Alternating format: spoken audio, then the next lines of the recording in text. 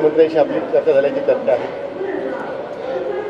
माननीय मुख्यमंत्र्यांकडे मी मतदारसंघातील विकास कामांच्या संदर्भामध्ये चर्चा करण्यासाठी गेलो होतो.